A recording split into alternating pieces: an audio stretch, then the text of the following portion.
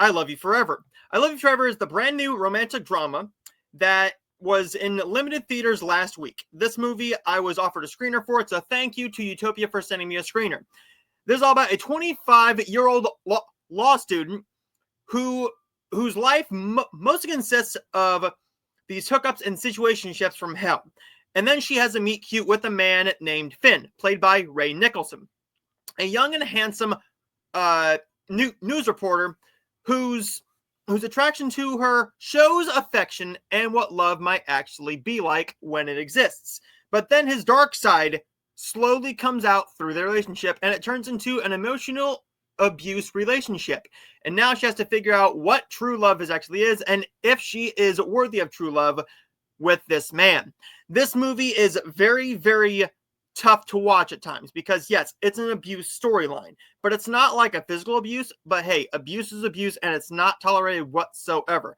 This movie is it's starring, co-written, and co-directed by Cazzie David, who plays Allie, our lead role. And Ray Nicholson does a great job as her love interest. The thing is that this movie starts out with a bit of a tonal shift.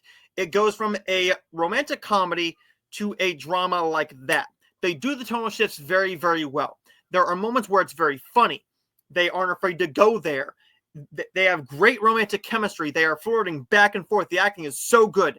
Ray Nicholson turns into this emotional abuser by just throwing things and yelling at her and degrading her. She does a great job at this, and the script is very well written in the fact that this is something that actually happens. I have seen it at work, out and about, in relationships, at school and stuff like that. When I was in school, I've seen this happen in real life.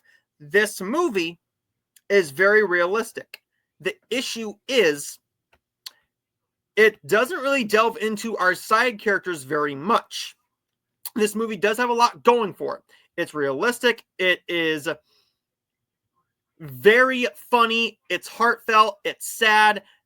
My thing is, we get to the ending, and it doesn't really feel like the ending we want. In most of these storylines, the abuser gets what he's deserving of. Instead, yes, this might be a more realistic storyline. However, I just wasn't into this. He gets off scot-free and doesn't really learn a lesson. This movie really could have used that because, yes, you hate Ray Nicholson. But with that being said, you also like him at some points too, in the very early goings, like you're supposed to.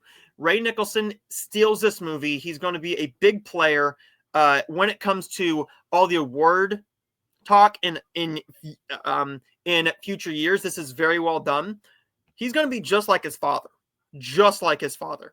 Ray Nicholson and Jack Nicholson share the same mannerisms, the same voice, the same anger.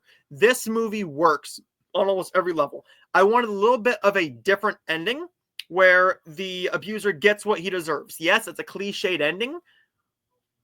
Like, we know they're not going to end up staying together. We already know that.